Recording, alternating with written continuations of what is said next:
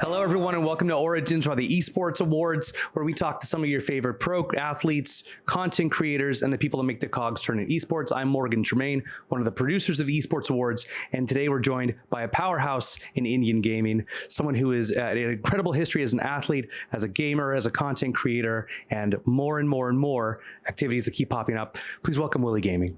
Thank you so much, Morgan. Hey guys, this is Nishaant Williams here. You might know me as Willie Gaming, and super honored to be a part of this. Yeah, how's your Esports World Cup been? It's been fantastic so far. Other than it being super hot, I think it's going great. And super proud being an Indian, being part of SATUL. I think it's fantastic because people back home do not understand the magnitude of how big this is. Just to be a part of the Esports World Cup and, participate in the top games, competing against the top teams from across the world. I just don't think they realize how big this is, So yeah, I mean, it's absolutely overwhelming at times because maybe 2, 3, or 4 years ago, we wouldn't have thought of this, but just being here I think it's an impeccable feeling.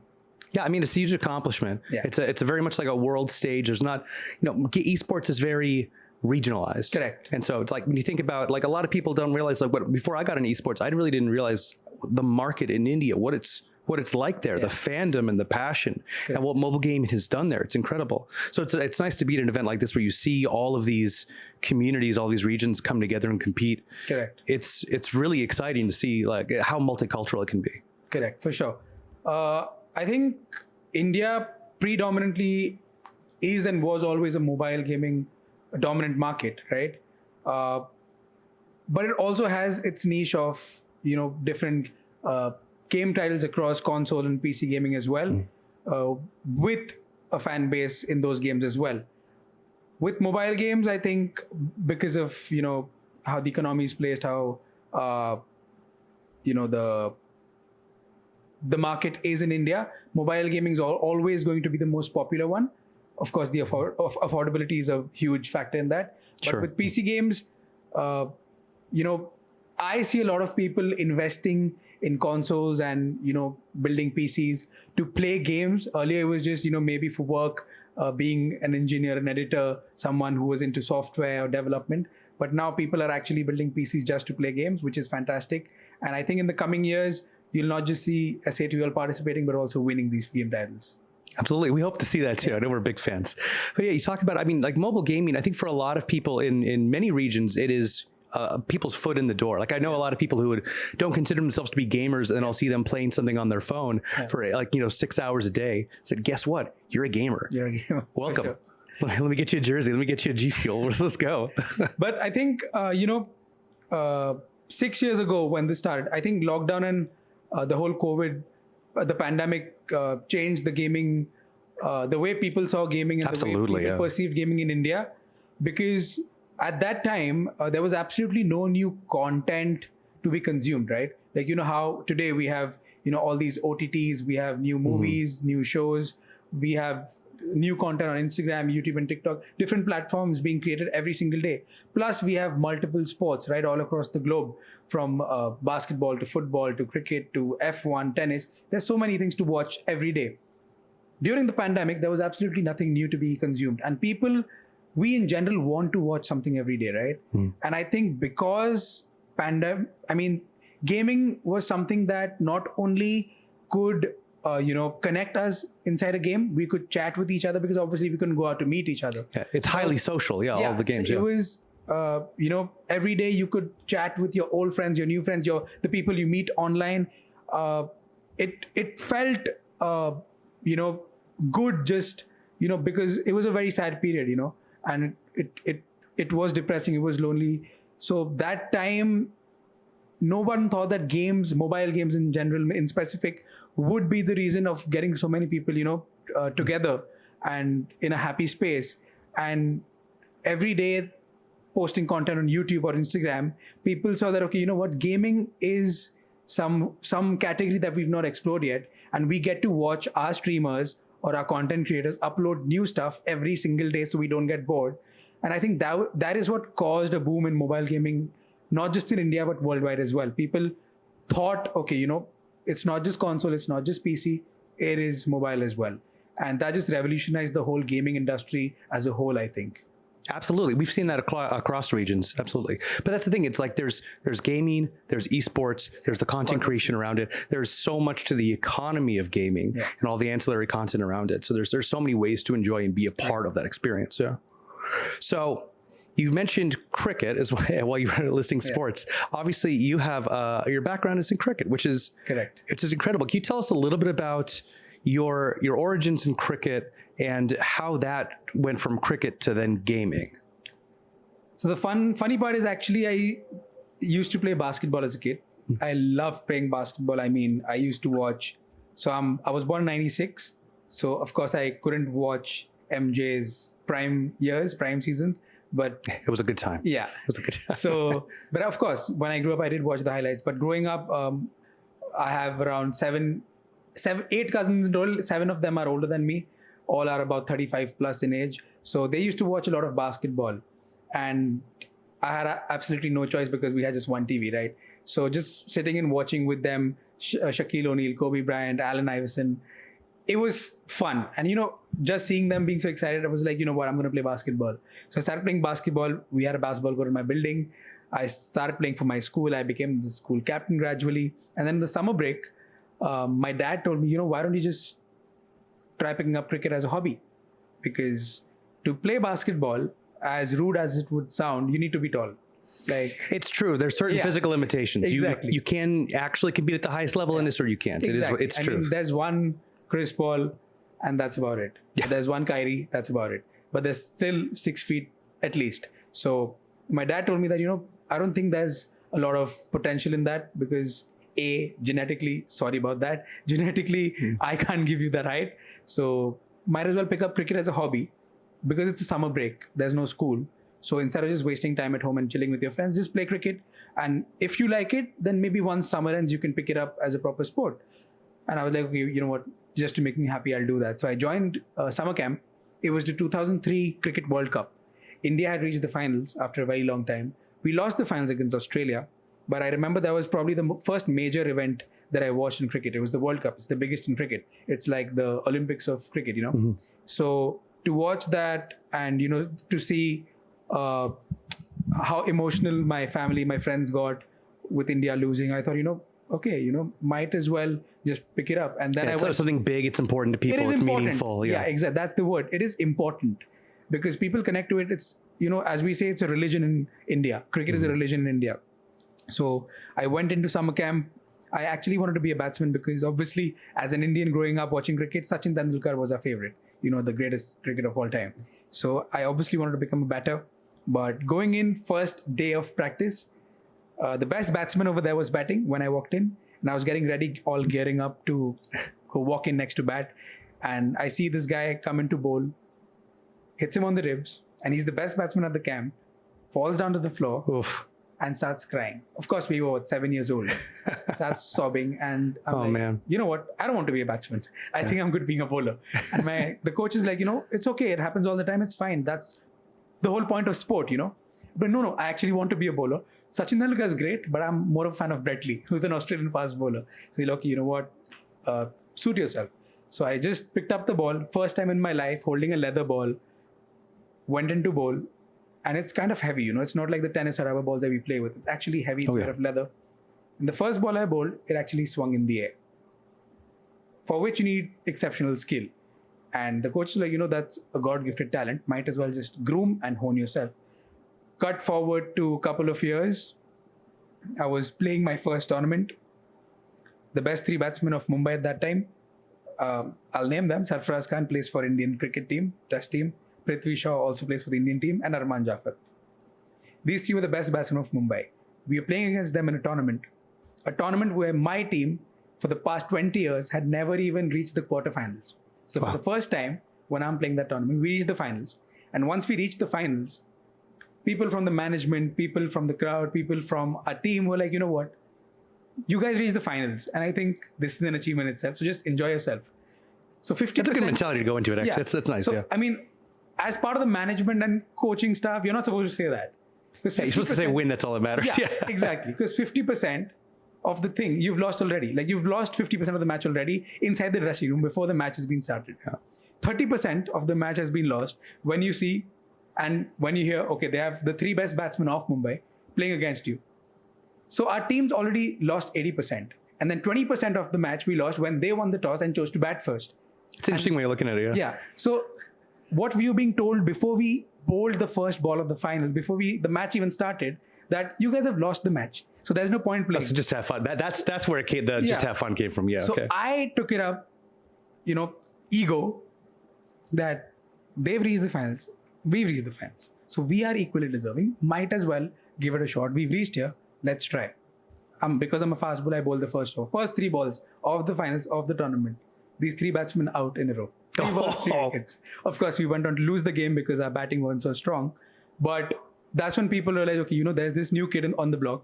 Because batsmen are always more, ever since you're a kid, batsmen are the ones who are hyped. Batsmen are the ones who are taken seriously, given the spotlight, the fame, the money, everything. It's always going to be the batsman. If I ask you, who do you know from cricket?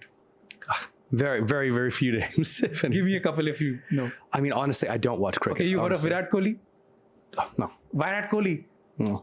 No? Oh. Sorry, no. Okay, he has about, say, 300 million followers on Instagram. Okay. So he's like... Don't hate me. Don't. It's all right. So modern day great, right? Batsman. No. Sachin Tendulkar, one of the greatest cricketers of all time.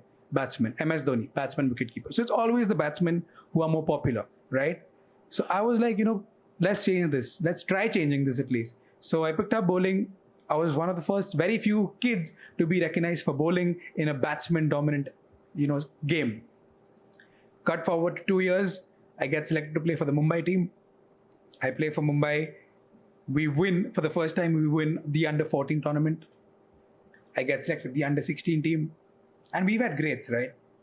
Rohit Sharma, who's like one of the greatest batsmen of all time. We have Surya Kumar Yadav. We have Tushar Deshpande. We have Shreyas Iyer. So these are all great names. People watching will know this. They've all played for Mumbai. They could never win an under-16 All-India tournament. We played for the first time and we won that. Amazing. And then I was the youngest kid to be drafted in under-19. I was 15 years of age when I was drafted in the under-19 team. So now I'm playing against men. It was suddenly boys for men for me. And everyone thought, he's a lanky kid. I was super thin, very lean, very lanky. They thought this guy can't probably perform. Till under-16, it's kids. First match I played, I take 4 wickets against 19-year-old kids. Obviously, I get selected in the team. I play under-19. We win 23, which is under-23. We win that as well. And then I get drafted in the Ranji Trophy, which is the highest domestic tournament in the game, in cricket in India. The next step is obviously the Indian team. So obviously, I didn't make my debut there. I was a part of the whole squad for 3 years. I got 13 fractures in total. Jesus. Got a double fracture on my left ankle, which is my bowling foot, which was absolutely career-changing, life-changing, because after that, it was at a point when the second time I broke my ankle, it was a proper 180 degrees. So it was like I was a witch. If I walked into your room, you'd probably be like, this guy's a witch, I'm not doing this podcast with him. So 13 fractures later, and I'm not even counting my hairline fractures. Every single bone, all these fingers have been broken.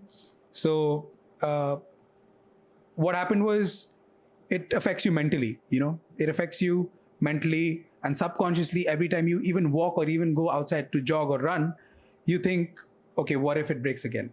So it really affected me, and I was doing rehab. I was doing a lot of physiotherapy at that time, and then lockdown happened, pandemic happened. And by this time, I was obviously one of the very established and recognized names in the cricket circuit in India, because I'd already represented the India junior team as well. Yeah, it sounded like you were pretty good. So, yeah. Oh yeah. I was back in, so a little short story about my mom. I know we are extending this. It was 2008, the first time that my name came in the newspapers in India. My mom, super excited, super happy. She called all our relatives, friends, everyone in the building, her family, everybody, that Nishaant's come in the paper. She took a cutout, showed it to everybody. So super proud. That's nice. Then next month, a couple of months later, again I played a tournament. Again, she was super happy, got a cutout done. Cut forward to 2013. She said, you know what? You do your cutouts. If you want to show it to your kids maybe 30 years later or when you're a grandfather, I'm not doing it. I'm done. So in 2013, I had about 250 articles on newspapers, about 20 headlines with big photos on papers. So all this, it's a part of sport. It's a part of cricket. And growing up, it was a lot about doing good for the team, making our team proud, country proud, city proud, state proud. So we never thought about all these things. So yes, I would like to believe that I was good in the game, to answer your question, because to be able to do that at that age, I think it was a feat, because it takes a lot of hard work as well. Oh, it's an accomplishment, absolutely. Exactly.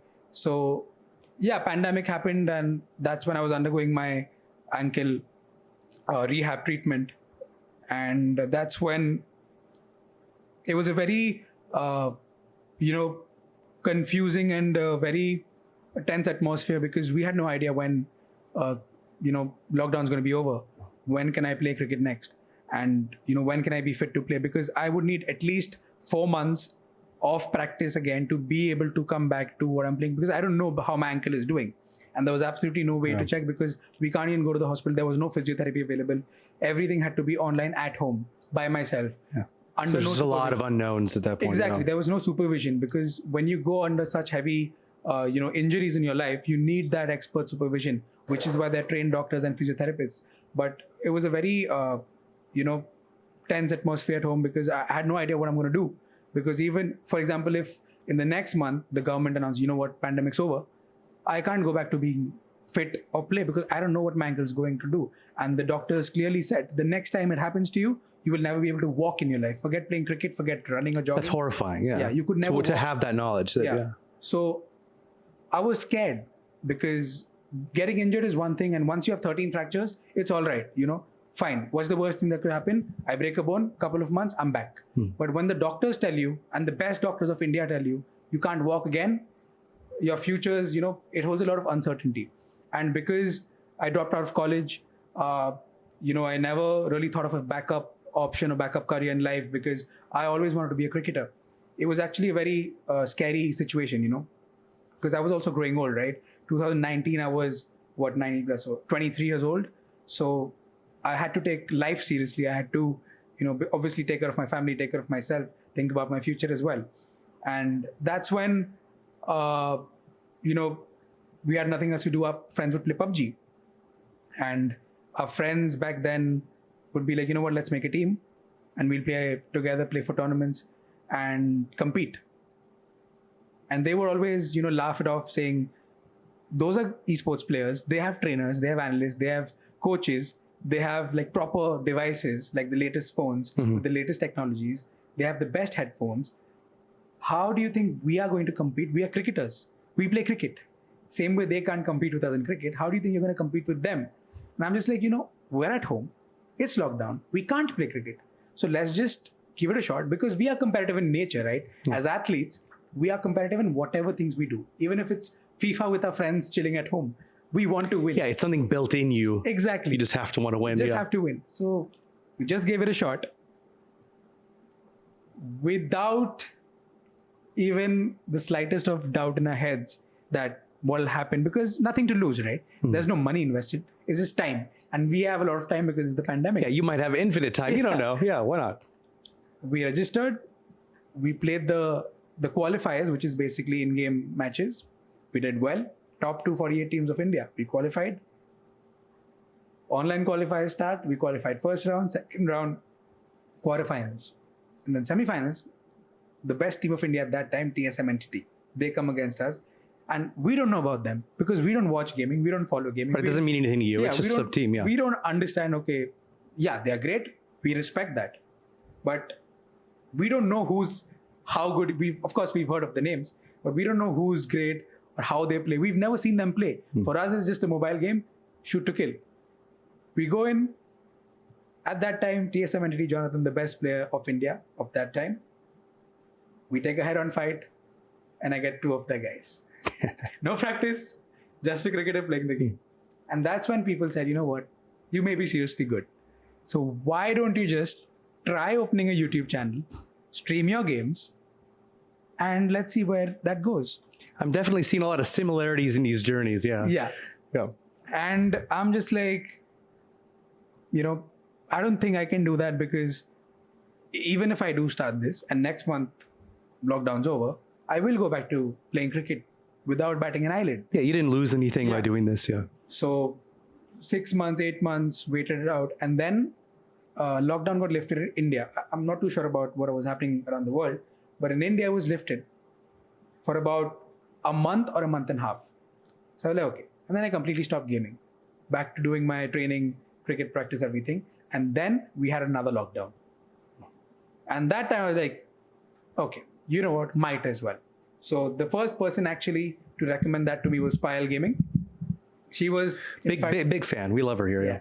So she was in fact the first person in the whole gaming industry of India who I played with, and she was the one who told me, might as well start a channel. And the second person I played with was 8-Bit Goldie Bhai, who's also co-founder of SATUL. Payal made me play with him, and he said the same thing. And him being, one of the industry leaders, he told me, you know what, I think you're good. You should. And just for more reaffirmation, at that time, TSM Entity's captain, IGL, and coach, TSM Entity Ghatak, he saw me as well playing, and he was very kind to offer me his setup, because I had no knowledge of a setup, of what's needed to stream a mobile game, or what's needed to, play online. So he offered me in his bootcamp, in the TSM bootcamp, his setup. He would sacrifice his hours to me. He also offered, the chance for me to play with the boys. So, Jonathan, if you heard of him, one of the greatest PUBG players of all time. And that time in India was the best team. So to play with them, alongside them, I was playing tournaments with them, practicing with them daily. It was a great learning curve for me, because when you start out and you play with the best, you learn very quickly. And because I'm an athlete, played so much of professional cricket in my life, my learning curve is relatively easier than a lot of other people. You know, like what to look for, how to review the tape, and understand what you need to improve on. And another thing that helps me learn gaming, because of my cricket background, is composure. Because I've faced, the thing with gaming is, in India especially, a lot of tournaments are online, right? And in online, you don't care if it's 100,000 people watching you, or 300,000 people watching you, or 10,000 people watching you. Because I've played in front of 10,000 people live in front of me, booing us, supporting the home team. So we've faced that as, when we were kids, 14, 15, 16-year-olds, we've seen that. We've seen what toxicity or hate is like. We've seen the home and away advantage. So composure, calmness, all these things were inbuilt. It was a part of my attributes. If I had a game character, it was part of my strengths. So just to be there with these boys playing every day, it really, helped my game develop a lot in a very short span of time. There really is a huge advantage having that, because even if you're good at a game, being good at a game alone, nobody's watching you, no lights on, no camera, no nothing. It's so different than any kind of live environment. Exactly. Even if it's just two people watching you, it gets to your head. Yeah, absolutely. So within a week, I think I had about 5,000 followers. In a month, it was about 10,000. And in 4 months, it was 100,000. Because it's very fast. As said by the TSM Entity players, my skill level at that time was better than 90% of the esports players in India. And I had no practice. I had no knowledge, no practice. I was just raw gunpowder. So to be... I mean, you had the right mentality about it. You're just like, it's aim to kill. Yeah. It's like that. When you really do think about it, so much of these games, it's like, you're clicking heads. Correct. You click the head. Correct. So I think, to be... I mean, okay, if your friends say that, family says that, it's because they want you to feel good. But when the best team of India says that about you, you feel, okay, you know what? I may be good. And then... It has some meaning to it. Correct. It really does, yeah. And that's when, when I reached 100K, the sponsorships, the revenues, the endorsements started coming in. And I remember saying this to my mom that, 13 fractures later, no predictions about how my next game is going to go, or if I'm being selected in the team or not, will I be able to play the next tournament or not, with absolutely no certainty about the future. I've worked so many years off, hard work, every single day, 365 days a year, countless number of injuries, fractures, sleepless nights, heartbreaks, setbacks, losing 7 major tournament finals back to back. And then I'm here sitting at home, aircon, having burgers and pizzas, no gym, no fitness. I can sleep whenever I want to. I can wake up whenever I want to. People are watching me play live on YouTube. and I'm getting paid for that.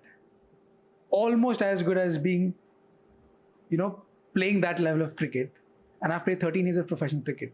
So I think it's the right time to make a career choice. Yeah, it's like things are pulling me in this direction. It's making a lot of sense to me, actually. But don't get me wrong, because, a lot of people actually do misguide it as, sacrificing passion for money and stuff like that. It was not like that.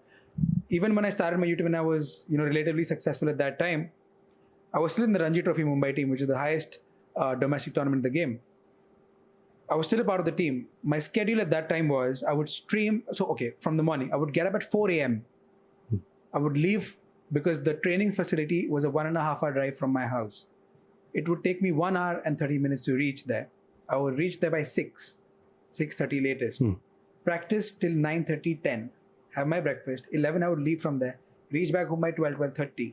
Have my lunch. Sleep for a bit. 1 hour, 1.5 hour max. Get up.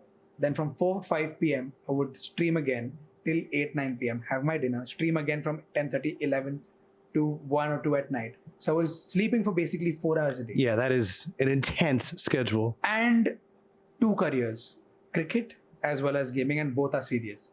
Of course, cricket takes a lot of physical exertion. Gaming is more mental exertion. But it's exhausting still. It's exhausting. That's the bottom line. So to do that, and both at the highest level, was super hard for me. And from 6-pack abs to having a family pack, to, putting on 12 kgs, I could see myself in the mirror every day, and I was not happy with what I was becoming. I was not happy with my dietary choices of what I was consuming. Because the thing is, the problem with food delivery apps is that when you open the app at 1 a.m. or 2 a.m., it only shows you burgers and pizzas. Yeah, you don't get the healthy options. Yeah. So, and because you're so, engrossed in the game, you just like order whatever. Yeah, like whatever's fast, whatever I know is going to be fine. And And so it was very hard for me. And then I obviously consulted with Shreyas Iyer, who's the captain of Kings and Punjab in the IPL team, one of the biggest batsmen of the Indian team, and who's a very dear friend, like a brother to me. He was the only one I took advice from. And he suggested, if I was in your place, I would choose gaming and content creation. Main reason being because your ankle. Because the next time you're injured, you will never be able to walk in your life. So forget content creation as well. You don't want to be on a wheel. I mean, why would you be on a wheelchair knowing you could end up there when you can just switch careers? Yeah, well, you have this other thing here looking at you. Exactly. And then you can still play cricket for fun. You don't have to leave it completely. Just don't play pro cricket. So you avoid the injuries. You do gaming, content creation, what you enjoy, you love. And of course, I love gaming as a kid, right? Even as cricketers, we would always travel with our consoles from PlayStation 1. I mean, it used to be Game Boys, advanced SPs back in the day, to PlayStation 1, 2, 3, 4, and 5. So we always used to travel with that on our tours. So I was always obviously a huge, avid gaming fan, enthusiast. So he said, you enjoy doing that. Of course, there's no comparison with cricket. Obviously, I love cricket more and I enjoy cricket more. And if given a choice of a fresh body, I would probably leave gaming today and go back to cricket. If you told me, what, tomorrow you have a brand new body, no fractures, no injuries, I would go back to cricket without batting an eyelid. But having said that, in reality, can't happen. So I did try a lot of things, my sneaker business as well. I had a restaurant as well. Good money, but never enjoyed doing that. And gaming was something that I actually enjoyed doing. Live streaming was something I enjoyed doing. Helping, one of the breakthroughs for my content creation were helping people understand how to break down the game for them, people who've not played the game ever. Yeah, you can look at it from a pro athlete sort of standpoint. So I remember someone saying this, that my mom, who's never played a game in her life, she saw your video and she knew what to do in the game. So, that's a huge compliment for me. That's massive because accessibility is such a big problem in video games. So. Exactly. So that was my breakthrough in content creation, helping not only people who are pros at the game, but also people who have never played the game. So everyone can watch my videos and they can learn how to play mainly BGMI, which is PUBG Mobile. So it was something I enjoyed doing. I always, being a cricket captain as well, I enjoyed seeing others grow, helping others grow, and helping people achieve their potential. And same thing I do with gaming as well and my content creation journey as well. So it was a hard decision, but I had to drop myself from the team. and maybe somewhere in this frame we can add the team, which has Rohit Sharma and Surya Kumar and Shreyas Iyer, everyone in the team. And the deal was, instead of me, they'll pick 5 players, because obviously they can't find a suitable replacement, and which was the best thing that happened, because if 5 players are given the opportunity instead of me, out of those 5 players, 2 were selected. So, now they're making good money, financially stable. They're doing what they love. Able to kind of pass the torch there. Exactly. So, the regret is, okay, I stopped playing cricket, but that feeling of satisfaction is that, okay, I helped 2 boys. Technically I helped 5, but okay, 2 got selected because they were better. So I helped 2 boys achieve their dreams. So that was massive for me. And ever since then, obviously there have been days, because I'm in touch with my friends. We keep, in fact, they play the games with me as well. We meet on and off. So they keep asking me, why don't you get back? In fact, my gamer friends ask me, a lot of my audience ask me as well. But to just repeat that again and again, hi, I'm injured. It's just, I think, sad, not just for me, but for them to hear as well. So yeah, no looking back now, is it? Well, it sounds like the decision was really made for you. Honestly, you definitely made the right call. I'm sure all your fans appreciate you. Now, when I'm here doing this with you for Esports Awards, I didn't think this was possible. I've done a lot of interviews in cricket. I've done a lot of podcasts for Vega, but when it was related to cricket, gaming, yes, I did think somewhere down the line, but not so soon. So I think, now I can say it was the right choice. So yeah. It's interesting to see. There were so many parallels in your journey through cricket and through gaming, but to see from the pro athlete standpoint of coming into it with that kind of mentality and approaching it from this sort of maybe not like carefree standpoint of I might as well try it, and then with that same very winner's mentality approaching it, and then somehow miraculously having the raw talent to back that up too. Correct. It sounds like you're in exactly the right place. I also would be interested to see, because you seem like with your mentality and skill, I bet you could probably do anything if you just pick something else too. So a lot of people don't know this about me, but every game I play, I'm actually ranked very highly. So if you've heard of Road to Valor. I'm not surprised at all. So Road to Valor is basically card-based strategy game. PvP strategy game, sorry, not card-based. So I was ranked 170 in the world. Then 8-ball pool, which I think we've all played. Yeah. I was ranked number 2 in Asia. Royal match, I'm 11,000, which is maxed out level. Valorant, I'm Ascendant 1. And I only play solo. The thing is, because Valorant... Oh my God, yeah. Yeah, because because of cricket, I get immediately and absolutely triggered when someone doesn't do something according to me. And Valorant is so it's better to just all right, well, I'm going to do the right thing. Yeah, you guys so Valorant is so team-based. I've realized that playing with friends is just going to cause rifts and fights. So I just play solo, and I just reach Ascendant every rank. I don't try to even go Immortal. I don't try, because it's super time consuming, because I am 29 years of age now. I also play BGMI, I also stream BGMI. I also make a lot of lifestyle content. Obviously, you'll see that on my channel. So playing Valorant for equal amount of hours as BGMI is, we only have 24 hours a day. Can't do that. So yeah. And other than that, I think what other games? No, I don't recollect now, but yeah, no matter which game it is, I try to do well. So I really loved to watch Fatal Fury here. I think I might pick it up when I go back home, and maybe try being one of the best in India, because there's not a lot of players right now. But obviously, after I'm sure you would be. EWC, there's going to be a lot of players in India as well. Yeah. And if you have a favorite game, let me know. We could play that together. Oh yeah, I'm a big League fan. Yeah. Big League Legends fan. Mobile Legends I've tried. League I've not yet played. That one's intense. That one's intense. I love Valorant. Valorant's a great game. Yeah. And to be good at that and to be solo queued and send it, that's quite an accomplishment. The reason why I never tried playing Dota 2 or League is because I've had dear friends who went missing. Just lost them. Just lost them. Just they're gone, yeah. For 10 days straight. Yep.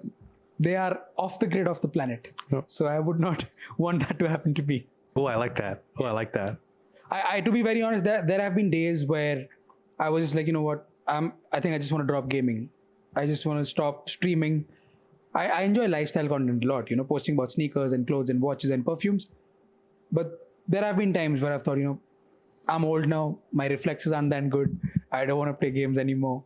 But then SATUL, the friends I have at SATUL, they motivate me and they reassure me, you're meant for this. You're good at this, continue. So just having them around, I think, was a blessing in disguise. Because I don't know, if I was at any other place, I might as well have quit. I would never be doing this podcast for all I know. So I want to talk about one more of your accomplishments, which has been an insane record run you had in PUBG. Can you tell me about that? So once I started live streaming PUBG Mobile, right? Obviously, people saw my game. People saw that I was a good player, great player, playing with the best team of India at that time, competing esports. But once cricket started, I realized that it's time consuming. And even today, a lot of people know and believe that I'm more skilled than a lot of current esports players in India. But I cannot grind for 12 to 16 hours a day. It's a young man's game. And the thing is, teams would still keep me, but I think it's very unfair to the boys because they have a dream, they have a vision, they're young boys. I'm 29, but they're maybe 18, 19, 20. So to be a part of them, and they are practicing, training 12 hours a day, 14 hours a day, and if I'm playing 2 hours, 4 hours a day, I think it's not fair to them, I think they deserve someone better. They deserve someone who works equally as hard. Skill, again, as I said, could be developed over time, but hard work and that dedication towards the game, I just don't think I can do that, give that to the game right now. And it would be super, unfair. And personally, it would never come from inside me to, do that to someone. So I can't do that, could not do esports. So the cricketer inside me wanted to do something in the game to be remembered. Nobody ever got more than, I think, 29 chicken dinners. Chicken dinners is basically winning the game. Right. Back to back. In Conqueror, which is the highest rank. So top 500 of the server are Conquerors. I said, might as well do it. I reached 34.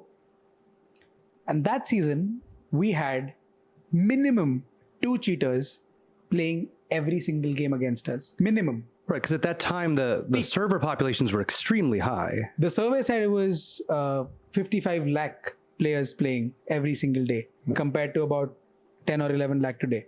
So that's 5 times. So not only that, but playing against cheaters every game, minimum 2 cheaters. There could be 4, there could be 10. Yeah, those are the 2 that you can really tell you encountered. Yeah, playing against stream snipers. So just of course, we are in that lobby, people coming to just stream snipers. And then playing alongside, and this is a very important point, playing alongside Mortal, right? One of the most popular streamers in the world. Oh, he would get even more targeted. More stream sniped. Yeah. So playing with him, me streaming, him streaming, and then the cheaters, and then that server population. We had esports players, current esports players, the best of the country in our lobbies against us. So the competition at that time was super high. Well, then as the number gets up, I'm sure there's more eyeballs on it too, and then it just gets worse and worse and worse. Yeah. Correct. So when we are at 29, there are a lot of people who don't want us to see 30. Yep. So when at 34, I just saw it. So the funny part is, after every game, I would change the title, right? So 29 chicken dinners done, going for the 30th, for example. Mm-hmm. Can we get 30? Getting on our way to get the 30th or 31st. Yeah. When we won the 33rd game, I just knew there was something, that instinct was there. I knew this is it. I don't think I can get another one. And I put the title, 33 chicken dinners done, streak over. World record set. And I did not tell Mortal and the other 2 streamers. One was Aman, the 4th one was Scout. I didn't tell them. Mm-hmm. These 3 died in the game, mid-game. I was the last one left. And I still won the game. But I knew, okay, this is done. And then you were really pushing your luck with that one, yeah? It was proper luck. I mean, of course, a little bit of skill, but luck favored me a lot. The 34th game after I won, obviously, they all showed it on their streams as well. My career results, all the matches, everything, the stats. And I knew again, I should not play. Maybe I'll take a break. I'll come back later and I'll continue because now you got to keep going. I just know. And I said, you're a winner. You got to do it. I told them, okay, I think I'm done. I'll play later. And they forced, no, this game you play. Seriously, we're going to do it. We'll win. Don't worry. Yep. I knew I shouldn't have done that. And I said the title, 34 chicken dinners done, world record complete. And Mortal asked me, why have you done that? We're still playing. I said, I just know it. And we lost that. We came second in that game. Streak was over. Yeah. Good part, world record was set. Bad part, I knew I could have done at least 50 minimum. Yep. Because of the momentum, you know. That record, every single streamer and BGMI player in India, PUBG players across the world tried to break. 2023 is when I set the record. Then, finally, after some time, one guy who's also a friend of mine, he broke it. He's not a streamer. He did 72 chicken dinners. But because he was not a streamer, it did not really count, you know, because you know the same difficulties you're going against. It's correct. not, yeah, and not the same event, not the same mode. So now, exactly 3rd of July, if I'm not mistaken, I get a text message saying someone in India broke your record, even though it does not matter now. I said, no, it does matter to me. And no matter which year they're doing it in, which server they're doing it in, or what lobby they're doing it in, to get more chicken dinners than 34 is a great feat, you know, because you need dedication, time, and effort, and of course that's skill. Yeah, not an easy thing. Yeah, of course it's easier now. We all know that. Everybody knows that. Esports players barely play Classic these days. There's barely any cheaters because Krafton's doing such a great job. You know, with the ban. Yeah, hats off to them for that. Exactly. That's it takes a lot. I mean, at a point, they were banning about 5,000 cheaters every single day, which is super, you know, commendable. So a lot of respect to Krafton for that. So there's barely any cheaters left today. There's barely any stream snipers because they all know how to play and they want to play themselves. And again, as you said, population in the server. There's not so many players playing. So yes, it is very, very easy to do that now, but that guy still broke my record. He got 50 chicken dinners in a row. That doesn't sit right with you. Yeah? I could say all this, right? Yeah. I could say, yeah, it's super easy now. It was tough in my time. It was 100 times harder in my time. Mm-hmm. But that's just an excuse. And excuses are something that athletes do not do. Yep. We don't do that. Yeah, I see where this is going, yeah. And he posted in his story, it took him 2,200 days, or I think 2,200 games to break to break that record. An insane amount of games. Yeah. In India, in one day, we can only play 6 hours a day. We have a limit. Right. We can't play a whole day. So he did 50. And to do 50, so on average, you can play 12 to 14 games daily, on average, right? So I did the math. It would take me 4 days exactly, right? He took 2,200. I took exactly 4. And I did 55. And I could go on, but I had to come to Riyadh for the Esports World Cup. I could maybe do 100. Oh, sorry, we're interrupting your next record run. Yeah. That is crazy. So, that is crazy. And you know what's badass? What? I did not make a video on it. I did not do a YouTube video. You did that just for you? I did not make a video saying, hey, I broke the record again, it's mine again. Yeah. I just did it. You just wanted to do it, yeah. People saw it. People know about it. I'm like, remember when I said it was super easy now? I just showed you. And that's it. So now, 55 chicken dinners. Of course, because this event's easier, a lot of people are doing it. My friends, the people who I taught how to play, yesterday they were on 45 chicken dinners unbeaten.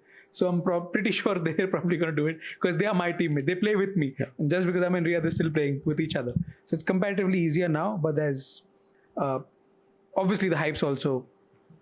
Are you going to keep going? Are you going to try to keep that number up? Once I'm back, I think I'm here for maybe 3 weeks. So could do that, but it's reset now because it was last season. Sure. So it's reset. So I anyway have to start from 0. I can't do it because my rank has been reset to platinum from Conqueror because it's a different season. It's like a different act. So it's reset anyway. I'm sure it'll be fine. I'm sure you'll manage. Yeah. I'm all right. But yeah, so I needed something to be proud of in the game because I can't go around saying I'm a good player. So Google, ChatGPT, Gemini, Meta AI, Siri, whatever AI you use, type the world record of chicken dinners. You'll see it. Yeah, it's got to come right up. Yeah. Awesome. Well, I'm going to hit up some rapid fire questions while we wrap up. Super. What's your go-to game outside of PUBG? Outside PUBG, Valorant. Valorant, yeah. One creator who inspired you early on? WillyGaming. Absolutely great. Favorite snack or routine for long streams? Snack, Kino Puffs. Oh, well, that sounds good. Yeah. What teammate you'd love to duo with in PUBG that you have? Mortal, my favorite teammate. I have the best synergy with him. My favorite. What's a life mantra you live by? I bet you have a good one. A life motto? Like a mantra. Like what's something? Mantra. Okay. Yeah. Play to win. Play to win. Yeah. Do anything. You definitely play to win. Yeah. Anything. I mean, it's good to hear. Competing, participating. Oh, you came second. Nah, brother. You didn't win a bronze. You didn't win a silver. You lost a gold. So always play to win. All right. Lastly, I know you do a lot of lifestyle content, which is awesome. Yeah. And I know you have a sneaker brand as well. Yeah. You want to tell us a little about that? As I mentioned earlier, I was always a huge, basketball fan because I had no choice growing up. So you know how they have those tunnel walks in NBA? Mm-hmm.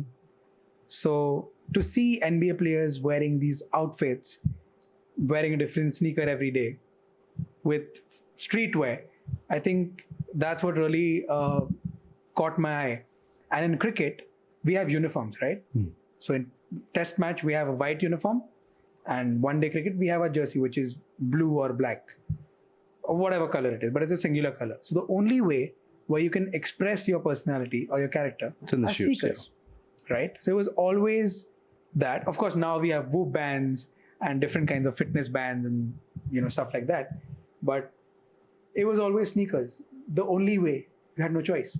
So we would, like my teammates and I, every July, when our off season starts, we'd get 2 pairs of Asics because they, at that time, this is 2010, 11, 12. At that time, they made the funkiest sneakers and being comfortable at the same time. So Asics as a brand was our go-to. And over time, Nike, Adidas, Puma, they all jumped the bandwagon. And my first trip to the UK, I think it was 2015 or 2016, I was wearing Asics and, my Nike Air Maxes. And I thought, these are the best in India. Like people complimented left, right, and center. Mm. And when I went to the UK in London on the tube, I see people looking at me like, giving a smirk and like, what is he wearing? So the first day it happened, second day it happened, third day it happened. And the fourth day I was just like, you know what? I'm going to man up, even though I'm 5'8" or 5'9", and the other guy is 6'4". I'm going to be like, what's your problem? So I went up to him and I'm like, is there an issue? He said, yeah, like, your outfit's on point, but what are those sneakers? Like, you wear those to the gym, not every day walking around.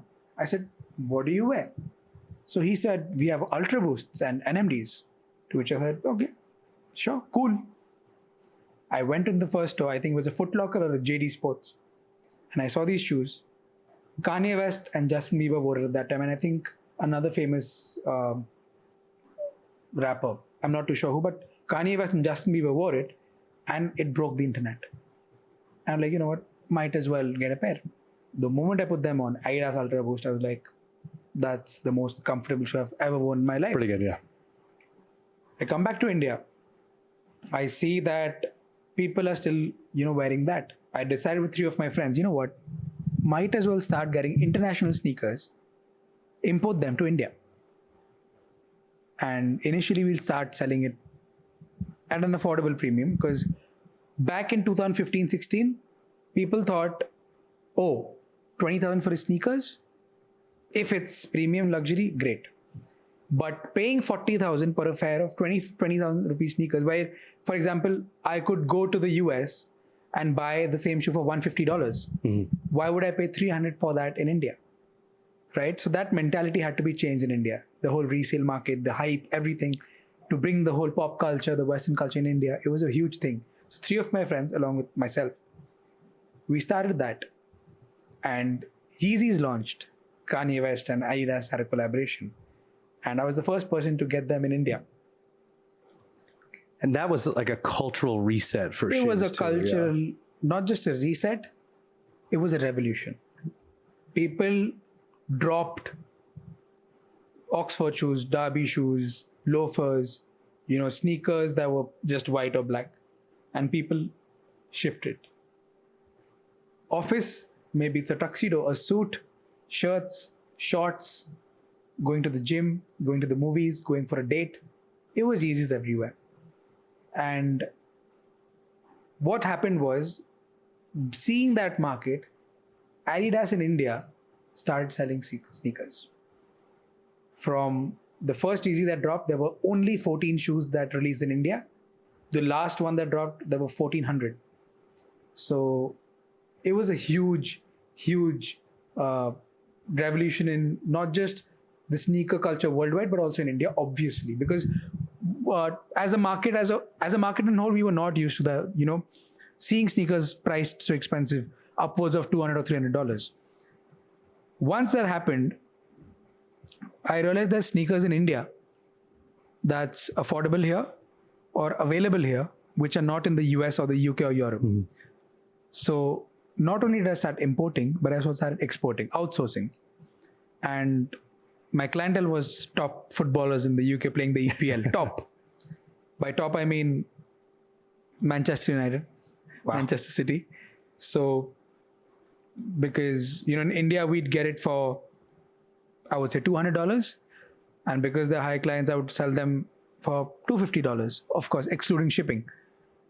But you get a client for life, a contact for life.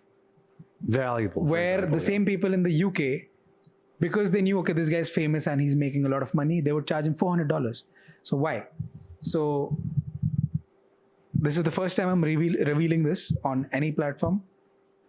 I made my first crore when I was 18 years old, selling sneakers. Really? In US dollars, that's $150,000. Wow. As an 18-year-old, selling sneakers. That's the key point. And yeah, this is the major reveal in this podcast. So I really, enjoyed that. Wearing sneakers every day, new sneakers, fashion, high fashion, luxury, streetwear. It was, an extended part of who I was as a personality. Connecting with new people over sneakers. How earlier, if I had to meet you, how we have talking about games. Oh, you love games? I love games too. Or, oh, you love sports? I love sports too. Sneakers became an icebreaker, a talking point. It's a culture like those other things. Yeah, the same way, yeah. It changed communities. It formed communities. We are still in touch with people. And the best part about sneakers is the same worldwide. So for example, in Mumbai, from India, because we're a predominantly mobile gaming driven country, for me, BGMI is going to be the best game. For you, it's LOL, right? So we won't be able to bond over that. But sneakers, you and I both can bond. So it was something that brought people together. It was something that brought cultures together, different cultures together, where you and I probably would have never chatted or met. But sneakers got us to that. So I think it was a great, symbol of unity is what I like to call it. And yeah, made great money till 2019 before Adidas and Nike thought, what, enough with these resellers making money. Now it's our turn. And they just started mass producing the shoes. And that's when I stopped. And that's in fact when I got injured and gaming as well. So I stopped that business. Yeah. Gotcha. But it was a fun run. Winning at cricket, winning at PUBG, winning at sneaker culture. You're an absolute powerhouse. Thank you so much for joining us. Thank you, Morgan. Everyone knows where to find you, but tell people what you're working on next, where they can what they can look out for. So, as I said, I'm going back home and starting to play a Fatal Fury because I absolutely enjoyed watching it here at the Esports World Cup. But a big sneak peek, again, only available on this channel, on these podcasts. So this should be a great motivation for you to hit that bell icon and subscribe to these guys, because this is where creators like me and your favorite esports athletes, content creators from across the world give you leaks and sneak peeks about their lives. So when I go back home, I'm going to do a marathon stream where I play different game titles. Each game, I cannot stop until I win one game. What do you think about it? I think it's gonna happen pretty fast. I think it's gonna be short streams. I think, as I said, I'm gonna be gone for a couple of days. MIA. So I think that's gonna be very challenging. Yeah, you're gonna have to start going through some old retro titles. You're gonna go through so many games. So I think we're gonna connect after this as well, because you're gonna be on my team on League of Legends, because 100%. Let's do I need that W there. Sounds good. Yeah. So yeah, that's my next project, and yeah, I think gonna have to do a lot of research and analysis on these games, and basically all the titles here at the Esports World Cup. So I'm going to try to play. That's a great way to approach it. Yeah. So I'm going to try to play all the games at the Esports World Cup ranked and win one game. Ranked. Not tutorials or easy lobby. Yeah, that's an important caveat. Yeah. Awesome. Well, thank you so much for joining us. We appreciate you being here, and we look forward to giving out some more Esports Awards.